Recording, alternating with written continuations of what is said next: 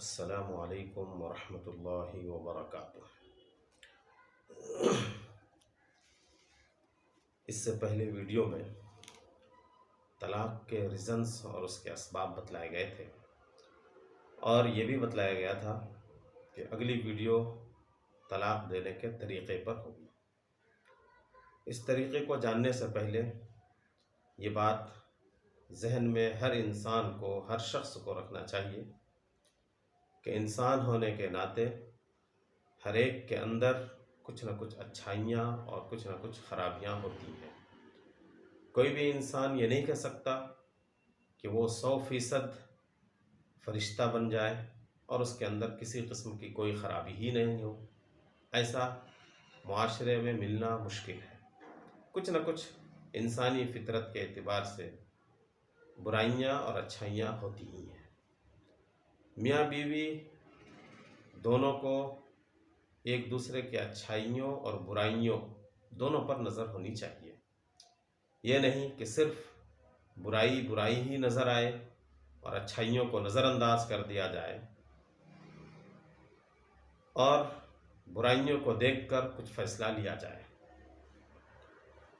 بسا اوقات میاں بیوی کے درمیان شدید اختلاف ہوتا ہے، اور جس کی وجہ سے ان دونوں کا ساتھ میں رہنا مشکل ہو جاتا ہے۔ تو ایسی صورت میں کچھ ٹپس ہیں، کچھ طریقہ ہے جس کو اختیار کرنا چاہیے۔ سب سے پہلا طریقہ یہ ہے کہ میاں بیوی خود آپس میں صلح صفائی کرنے کی کوشش کریں۔ چھوٹی موٹی لڑائیاں ہوتی رہتی ہیں، تو یہ دیکھیں کہ کتنا ایک دوسرے سے کلوز ہیں، کتنا ایک دوسرے سے فائدہ پہنچ رہا ہے، اور اس کو دیکھتے ہوئے ایک دوسرے کی برائیوں کو نظر انداز کرتے ہوئے آپس میں صلح صفائی کریں اور معاملے کو ختم کر لیں۔ اگر یہ نہ ہو سکے تو دوسری صورت یہ اختیار کریں کہ کچھ دنوں کے لیے ایک دوسرے سے جدا ہو جائے۔ شوہر بیوی کو میکے بھیج دے اور خود تنہا زندگی گزارے۔ تو ہو سکتا ہے کچھ دنوں کے اس دوری کے نتیجے میں پھر تعلقات بحال ہو جائیں۔ اگر ایسا ہو جاتا ہے تو بہت اچھی بات ہے، اور اگر اس کے باوجود نباہ نہیں ہو پاتا، صلح صفائی نہیں ہو پاتی، تو ظاہر ہے کہ زندگی جینے کا نام ہے، لیکن گھٹ گھٹ کر جینے کا نام نہیں ہے۔ اس لیے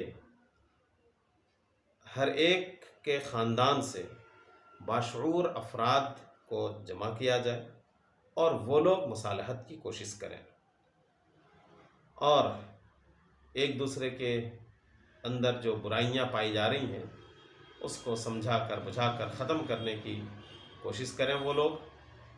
اور جب یہ سب نہ ہو سکے اور ان کی وجہ سے صلح صفائی نہ ہو سکے اور اب یہ ساتھ میں رہنا بالکل دشوار ہو جائے، تو پھر ایسی صورت میں آخری مرحلے کے طور پر طلاق کا استعمال کیا جائے۔ اور طلاق کے سلسلے میں یہ بات ذہن میں رہنی چاہیے کہ اللہ تبارک و تعالیٰ کے نزدیک سب سے زیادہ ناپسندیدہ چیز ہے۔ اللہ کے رسول صلی اللہ علیہ وسلم نے فرمایا، ابغض الحلال الی اللہ الطلاق، کہ حلال چیزوں میں ناپسندیدہ ترین چیز جو اللہ کے نزدیک ہے وہ طلاق ہے۔ تو اس لیے کم سے کم اس کا استعمال ہو۔ اور پھر ایک اور بات ذہن نشین رہنی چاہیے کہ طلاق کے ذریعے سے جو مقصود ہے وہ ہے ایک دوسرے سے جدا ہونا۔ تو اس کے لیے ضروری نہیں ہے کہ 3 طلاق ہی دیا جائے، اس لیے کہ 3 طلاق دینے کو یوں بھی حرام قرار دیا گیا ہے، اور جو مقصود ہے اور جو طلاق کے ذریعے سے چاہا جا رہا ہے وہ ایک دوسرے سے جدائیگی اور دوری ہے۔ تو شریعت نے جو بہتر طریقہ بتلایا ہے وہ طریقہ اختیار کیا جائے۔ اس میں ایک طریقہ یہ ہے کہ بیوی کو پاکی کی حالت میں، وہ بھی اس پاکی کے حالت میں، پاکی کے ایام میں جس میں اس کے ساتھ صحبت نہ کی ہو، اس کے ساتھ تعلق قائم نہ کیا ہو، اس میں طلاق دے کر چھوڑ دے۔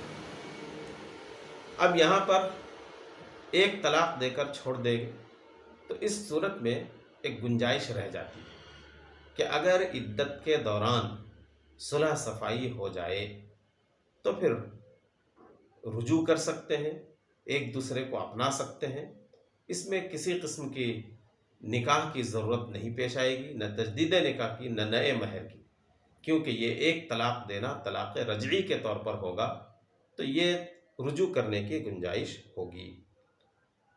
لیکن اگر نکاح نہ ہو سکے اور عدت کے دن گزر جائیں، ختم ہو جائیں، تو پھر رشتہ خود بخود ختم ہو جائے گا، نکاح اب باقی نہیں رہے گا، دونوں نئی زندگی شروع کر سکتے ہیں اور اس کے لیے آزاد ہوں گے۔ عدت گزرنے کے بعد بھی اگر شوہر چاہتا ہے کہ اپنی اسی بیوی کے ساتھ ہی زندگی گزارے تو پھر ایسی صورت میں اس کے لیے گنجائش بھی باقی رہتی ہے اور حلالہ جیسے چیزوں کی ضرورت پیش نہیں آتی ہے۔ اور اگر بیوی حمل سے تھی، ایسی صورت میں اگر طلاق دی گئی ہے تو پھر وضع حمل تک گنجائش رہتی ہے رجوع کرنے کی۔ حمل جب وضع ہو جائے، بچے کی ولادت ہو جائے تو پھر اس کے بعد نکاح ختم ہوتا ہے۔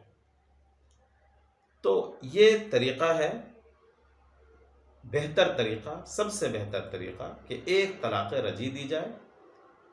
ایسی صورت میں یہ گنجائش باقی رہتی ہے کہ عدت گزرنے کے بعد بھی اگر ایک ساتھ رہنا چاہیں تو تجدید نکاح کر لیں اور نئے مہر کے ساتھ رشتے کو بحال کر لیں۔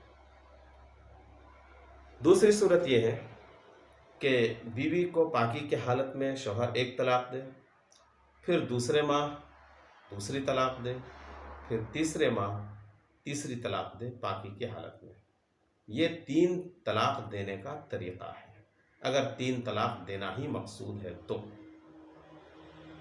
اگر تیسری طلاق سے پہلے مصالحت ہو جاتی ہے تو شوہر رجوع کرنے کا اختیار رکھتا ہے، رجوع کر سکتا ہے اور سابقہ رشتے کو بحال کر سکتا ہے، سابقہ رشتے کو بحال کر سکتا ہے۔